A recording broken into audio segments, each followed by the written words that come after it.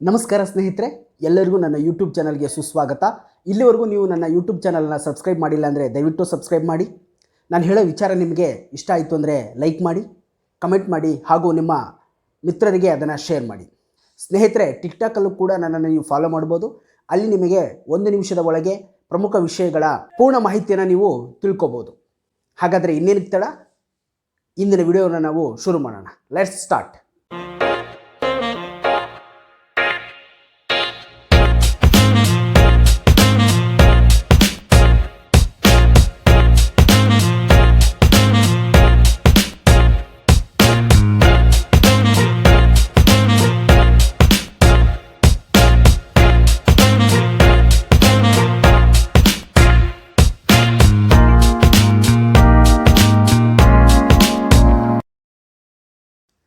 ಸ್ನೇಹಿತರೆ, ಸರ್ಕಾರಿ ಹುದ್ದೆ ಪಡೆಯುವಲ್ಲಿ ಪಾಲಿಸಬೇಕಾದ ಯಶಸ್ವಿ ಸೂತ್ರದ ಬಗ್ಗೆ ಈಗಾಗಲೇ ನಾವು 2 ವಿಡಿಯೋಗಳನ್ನು ಮಾಡಿದ್ದೇವೆ.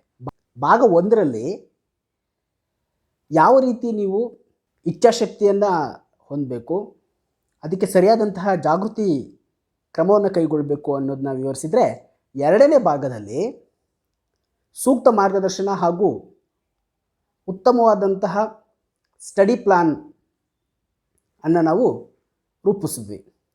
ಆ 2 ವಿಡಿಯೋಗಳನ್ನು ನೀವು ನೋಡಿಲ್ಲ ಅಂದರೆ ಡಿಸ್ಕ್ರಿಪ್ಷನ್ ಬಾಕ್ಸಲ್ಲಿ ಅದರ ಲಿಂಕ್ಗಳನ್ನು ನೀಡಲಾಗಿದೆ, ಅಲ್ಲಿ ವೀಕ್ಷಿಸ್ಬೋದು. ಆ 2 ಭಾಗಗಳು ಥಿಯರಿ ವಿಷಯವನ್ನು ಡಿಸ್ಕಸ್ ಮಾಡಿದ್ರೆ, ಈ 3ನೇ ಭಾಗ ಪ್ರಾಕ್ಟಿಕಲ್ ಆಗಿ ನೀವು ಅಧ್ಯಯನ ಮಾಡಬೇಕಾದ್ರೆ ಯಾವ ಅಂಶಗಳನ್ನು ಗಮನಿಸಬೇಕು ಅನ್ನೋದ್ರ ಬಗ್ಗೆ ಈ ವಿಡಿಯೋದಲ್ಲಿ ಚರ್ಚಿಸೋಣ.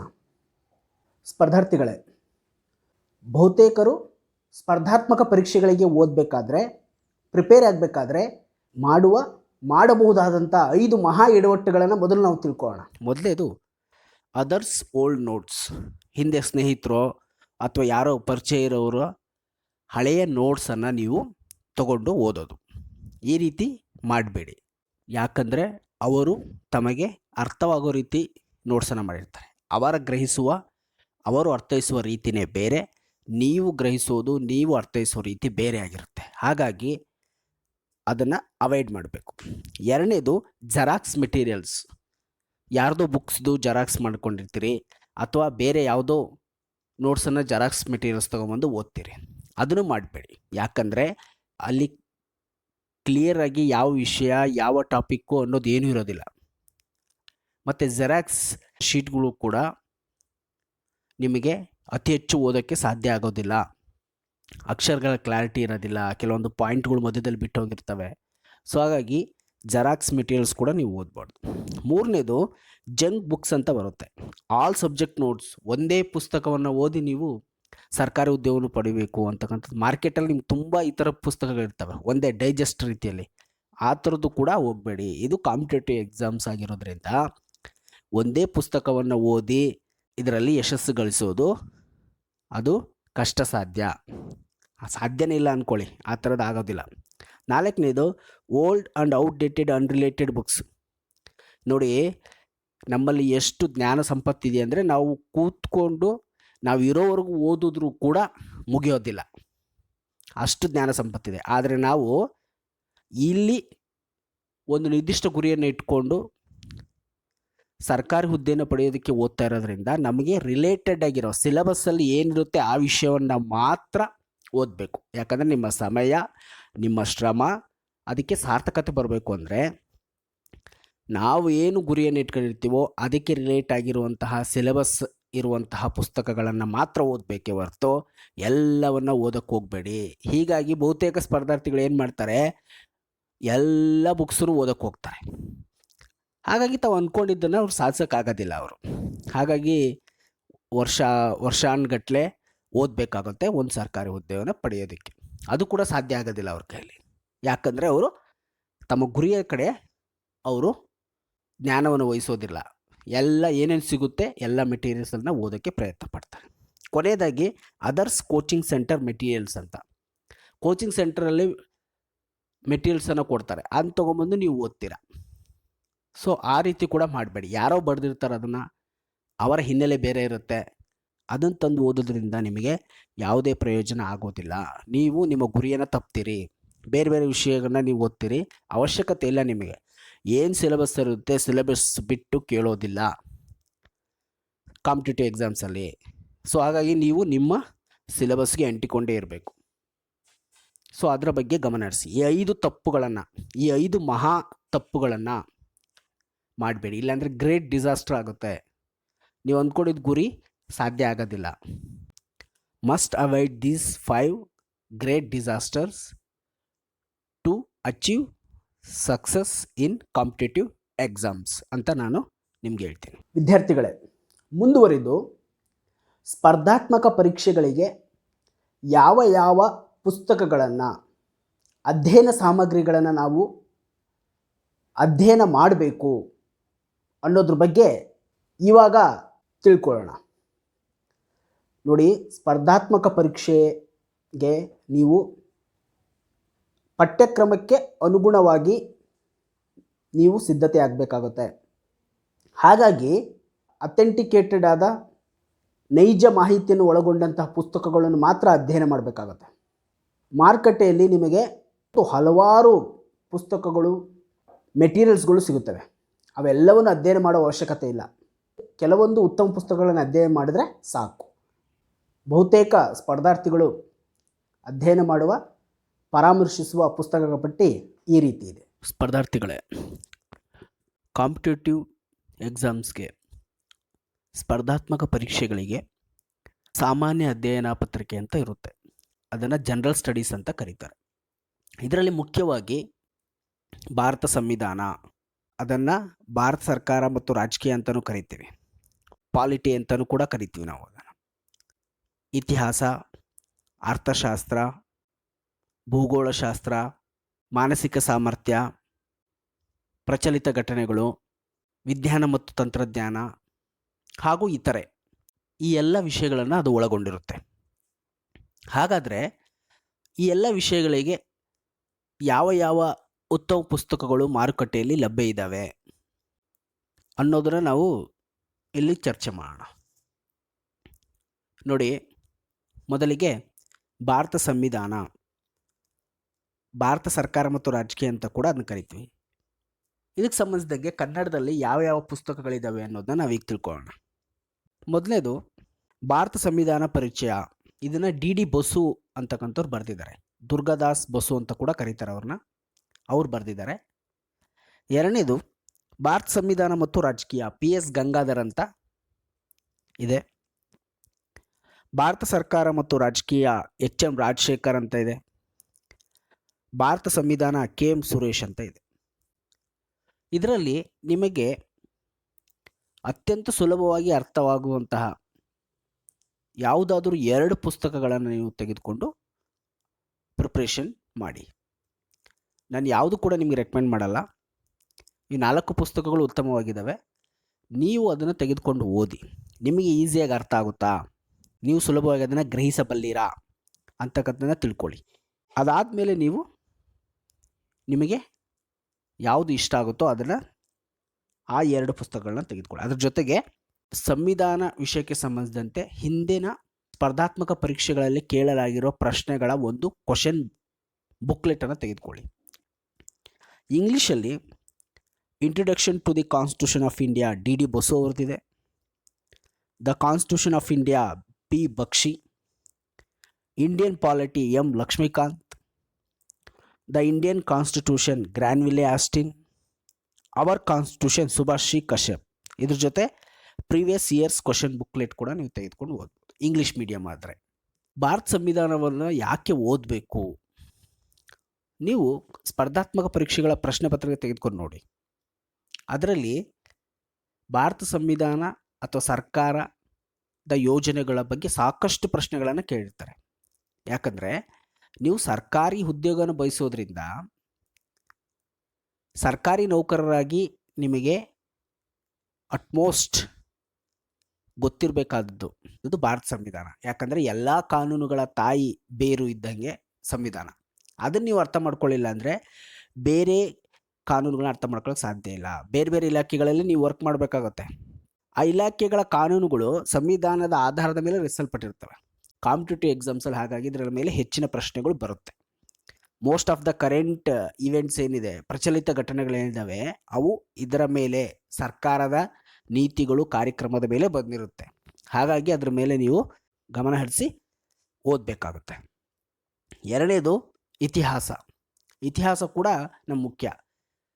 ನಮ್ಮ ದೇಶ ಎಂಥದ್ದು, ನಮ್ಮ ದೇಶದ ಇತಿಹಾಸ ಹೇಗಿದೆ, ಇಲ್ಲಿರುವ ಜನರು ಹೇಗಿದ್ದಾರೆ ಅನ್ನೋದು ತಿಳ್ಕೊಳ್ಳೋದು ಕೂಡ ಅತಿ ಮುಖ್ಯ ಅಲ್ವಾ.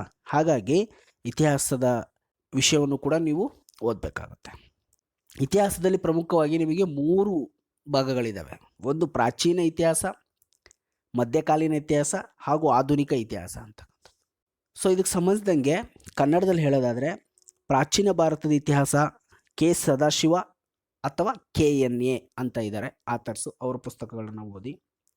ಮಧ್ಯಕಾಲೀನ ಭಾರತದ ಇತಿಹಾಸಕ್ಕೆ ಸಂಬಂಧಿಸಿದಂಗೆ ಕೆ ಸದಾಶಿವ KNA. ಆಧುನಿಕ ಭಾರತದ ಇತಿಹಾಸಕ್ಕೆ ಸಂಬಂಧಿಸಿದಂಗೆ ಬಿಪಿನ್ ಚಂದ್ರ, ಟ್ರೈ ಮಾಡಿ, ಸಿಗಲಿಲ್ಲ ಅಂದರೆ ಕೆ ಸದಾಶಿವ ಅಥವಾ KNA. ನೋಡಿ, ಸ್ಪರ್ಧಾತ್ಮಕ ಪರೀಕ್ಷೆಗಳ ಹಿಂದಿನ ಕ್ವಶನ್ ಪೇಪರ್ ನೀವು ಓದಿದ್ರೆ ನಿಮ್ಗೆ ಗೊತ್ತಾಗುತ್ತೆ. ಮೋಸ್ಟ್ ಆಫ್ ದ ಕ್ವಶನ್ಸ್ನ ಅವರು ರೂಪಿಸೋದು ಆಧುನಿಕ ಭಾರತ ಇತಿಹಾಸದ ಮೇಲೆ, ಸ್ವತಂತ್ರ ಸಂಗ್ರಾಮದ ಆಧಾರದ ಮೇಲೆ. ಮೋಸ್ಟ್ ಇಂಪಾರ್ಟೆಂಟ್ ಆಗಿರುತ್ತೆ ಅದು. ಅದ್ರ ಮೇಲೆ ಹೆಚ್ಚಿನ ಜ್ಞಾನ ವಹಿಸಿ ನೀವು. ಅದಾದಮೇಲೆ ಮಧ್ಯಕಾಲೀನ ಇತಿಹಾಸ ಇರ್ಬೋದು, ಪ್ರಾಚೀನ ಇತಿಹಾಸವನ್ನು ಅವರು ಓದಲೇಬೇಕು. ಮೋರ್ ಕಾನ್ಸಂಟ್ರೇಷನ್ ನಿಮಗೆ ಆಧುನಿಕ ಭಾರತ ಇತಿಹಾಸದ ಮೇಲೆ, ಅದರಲ್ಲೂ ಸ್ವತಂತ್ರ ಸಂಗ್ರಾಮದ ಮೇಲೆ ಇರಲೇಬೇಕು. ಇಂಗ್ಲೀಷಲ್ಲಿ ಹೇಳೋದಾದರೆ ಇಂಡಿಯಾಸ್ ಏನ್ಷಿಯಂಟ್ ಪಾಸ್ಟ್ ಅಂತ RS ಶರ್ಮಾರವರು ಬರೆದಿದ್ದಾರೆ. History of medieval India Satish Chandra, history of modern India Bipin Chandra. ಈ ಪುಸ್ತಕಗಳನ್ನು ಓದಿ. ನಿಮಗೆ ಅರ್ಥ ಆಗೋ ರೀತಿ ಇರೋ ಪುಸ್ತಕಗಳನ್ನ ತೆಗೆದುಕೊಂಡು ಓದಿ. ಇನ್ನು ಅರ್ಥಶಾಸ್ತ್ರ ವಿಷಯಕ್ಕೆ ಸಂಬಂಧಿಸಿದಂಗೆ ಎಕನಾಮಿಕ್ಸ್ ಅಂತ ಹೇಳ್ತೀವಿ. ಕರ್ನಾಟಕ ಆರ್ಥಿಕ ಸಮೀಕ್ಷೆ, ಭಾರತದ ಆರ್ಥಿಕ ಸಮೀಕ್ಷೆ ಇದು ನಿಮಗೆ ಕಡ್ಡಾಯ. ಕರ್ನಾಟಕ ಆರ್ಥಿಕ ಸಮೀಕ್ಷೆ ಅನ್ನೋದು ನಿಮಗೆ MS ಬಿಲ್ಡಿಂಗಲ್ಲಿ ಅಥವಾ ಕಾವೇರಿ ಭವನಲ್ಲಿ ಸಿಗುತ್ತೆ ನಿಮಗೆ. ಇದು ಗೌರ್ಮೆಂಟ್ ಪಬ್ಲಿಕೇಶನ್ ಆಗ್ತಕ್ಕಂಥದ್ದು. ಹಾಗೆ ಭಾರತದ ಆರ್ಥಿಕ ಸಮೀಕ್ಷೆ, ಇಂಡಿಯನ್ ಎಕನಾಮಿಕ್ ಸರ್ವೆ ಇದು ಕೂಡ ಸಿಗುತ್ತೆ ಬುಕ್ ಸ್ಟೋರಲ್ಲಿ ನಿಮಗೆ. ಇವೆರಡನ್ನು ನೀವು ಓದಲೇಬೇಕು. ಕನ್ನಡದಲ್ಲಿ ಒಂದು ಪುಸ್ತಕ ಓದಬೇಕು ಅಂದರೆ ಭಾರತದ ಆರ್ಥಿಕತೆ HR ಕೃಷ್ಣಮೂರ್ತಿ ಇಲ್ಲ ಗರಣಿ ಕೃಷ್ಣಮೂರ್ತಿ ಅಂತ ಇದೆ, ಅವರು ತೆಗೆದುಕೊಂಡು ಓದಿ. ಇಂಗ್ಲೀಷಲ್ಲಿ ಇಂಡಿಯನ್ ಎಕಾನಮಿ ದತ್ತ ಅಂಡ್ ಸುಂದರಂ ಅಂತ ಇದೆ. ಇನ್ನೊಬ್ಬರು ರಮೇಶ್ ಸಿಂಗ್ ಅನ್ನೋರು ಕೂಡ ಇಂಡಿಯನ್ ಎಕಾನಮಿ ಅನ್ನೋ ಪುಸ್ತಕ ಬರೆದಿದ್ದಾರೆ. ಇದರಲ್ಲಿ ನಿಮ್ಗೆ ಯಾವುದು ಅರ್ಥ ಆಗುತ್ತೆ ಅದನ್ನ ಓದಿ. ಭೂಗೋಳಶಾಸ್ತ್ರ ವಿಷಯಕ್ಕೆ ಸಂಬಂಧಿಸಿದಂಗೆ ಇದರಲ್ಲೂ ಕೂಡ 3 ರೀತಿಯಾದಂತಹ ಪಾಠಗಳಿದ್ದಾವೆ. ಪ್ರಾಕೃತಿಕ ಭೂಗೋಳಶಾಸ್ತ್ರ, ಭಾರತದ ಭೂಗೋಳಶಾಸ್ತ್ರ ಹಾಗೂ ಕರ್ನಾಟಕದ ಭೂಗೋಳಶಾಸ್ತ್ರ.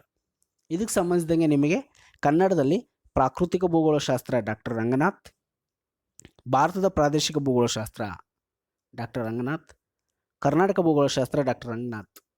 ಅದು ಚೆನ್ನಾಗಿದೆ ಅಂತ ಎಲ್ಲ ವಿದ್ಯಾರ್ಥಿಗಳು, ಎಲ್ಲ ಸ್ಪರ್ಧಾರ್ಥಿಗಳು ಓದ್ತಾರೆ.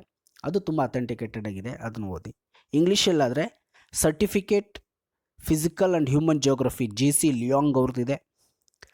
Geography of Karnataka doctor Ranganath, geography of India doctor Ranganath ಅವರಿದೆ. ಅದ್ರ ಜೊತೆಗೆ ಒಂದು ನೀವು ಅಟ್ಲಾಸನ್ನು ತೊಗೊಳ್ಳೇಬೇಕು. ಅದು ಆಕ್ಸ್ಫರ್ಡ್ ಅಟ್ಲಾಸ್ ಇದ್ದರೆ ತುಂಬ ಈಸಿಯಾಗಿ ನಿಮಗೆ ಅರ್ಥ ಆಗುತ್ತೆ.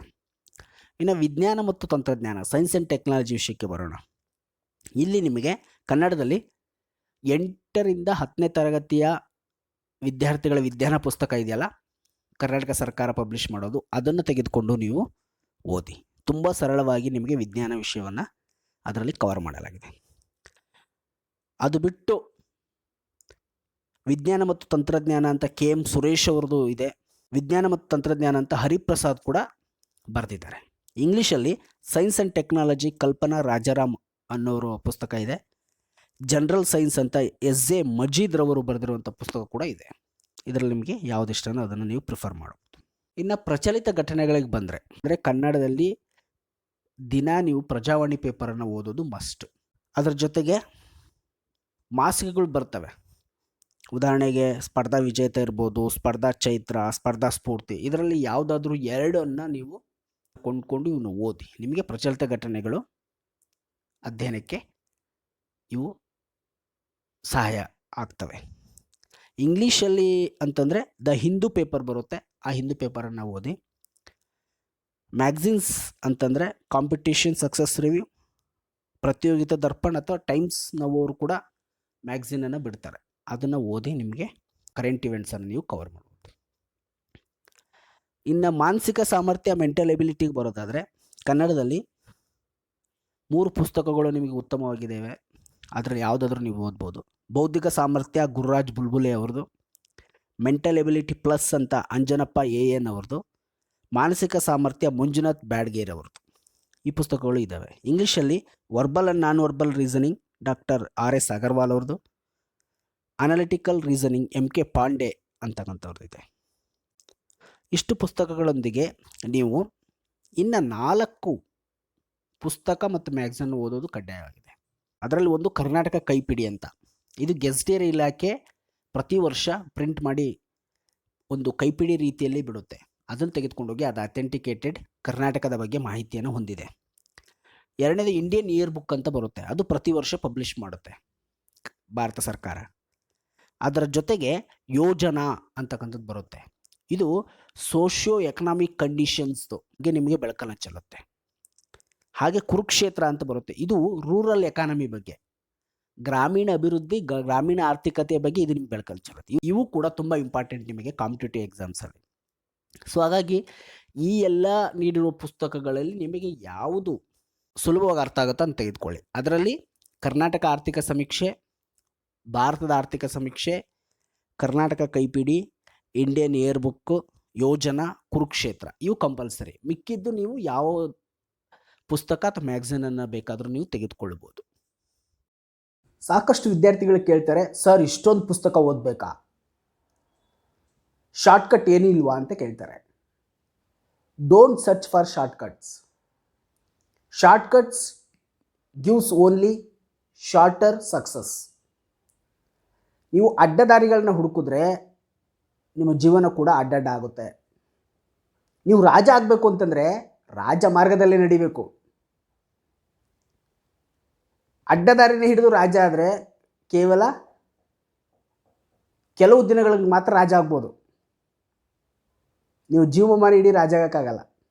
ಹಾಗೆ ಸರ್ಕಾರಿ ಹುದ್ದೆಯನ್ನು ಪಡಿಬೇಕು ಅಂತಂದರೆ ನಿಮ್ಮ ಹಾರ್ಡ್ ವರ್ಕ್ ಜೊತೆಗೆ ಸ್ಮಾರ್ಟ್ ವರ್ಕ್, ಹಾಗೆ ನೀವು ಎಷ್ಟು ಪ್ರಜ್ಞಾವಂತಿಕೆಯಿಂದ ನಿಮ್ಮನ್ನು ನೀವು ಪ್ರಿಪ್ರೇಷನಲ್ಲಿ ತೊಡಗಿಸ್ಕೊಳ್ತೀರ ಅನ್ನೋದು ಮುಖ್ಯ. ಸೊ ನಾವೀಗಾಗಲೇ ನಿಮಗೆ ಸ್ಟಡಿ ಪ್ಲಾನನ್ನು ರೆಕಮೆಂಡ್ ಮಾಡಿದ್ದೀವಿ. ಆ ಸ್ಟಡಿ ಪ್ಲ್ಯಾನ್ ಪ್ರಕಾರ ಇಲ್ಲಿ ಹೇಳಿರುವಂತಹ ಪುಸ್ತಕಗಳನ್ನು ನೀವು ವಸ್ತುನಿಷ್ಠವಾಗಿ ಅಧ್ಯಯನ ಮಾಡಿದ್ರೆ ಸಾಕು. ಈ ಪುಸ್ತಕಗಳನ್ನು ಹೇಗೆ ಓದಬೇಕು, ಹೇಗೆ ನಾವು ಸ್ಮಾರ್ಟಾಗಿ ತಿಳ್ಕೋಬೇಕು, ನೋಟ್ಸ್ಗಳನ್ನು ಮಾಡಬೇಕು, ಹೇಗೆ ನಾವು ಶಾರ್ಟ್ ನೋಟ್ಸನ್ನು ಮಾಡ್ಕೋಬೇಕು, ಯಾವ್ಯಾವ ಟೆಕ್ನಿಕನ್ನು ಯೂಸ್ ಮಾಡಬೇಕು ಅನ್ನೋದನ್ನು ನಿಮಗೆ ಮುಂದಿನ ವಿಡಿಯೋದಲ್ಲಿ ಸಂಪೂರ್ಣವಾಗಿ ತಿಳಿಸಿಕೊಡಲಾಗುವುದು. ಆ ಮುಂದಿನ ವಿಡಿಯೋಕ್ಕಾಗಿ ನೀವು ನಿರೀಕ್ಷಿಸಿ. ವೀಕ್ಷಿಸಿದ ಎಲ್ಲರಿಗೂ ವಂದನೆಗಳು. ಮುಂದಿನ ವಿಡಿಯೋದೊಂದಿಗೆ ನಿಮ್ಮನ್ನು ಭೇಟಿ ಆಗ್ತೇನೆ. ಎಲ್ಲರಿಗೂ ಆಲ್ ದ ಬೆಸ್ಟ್.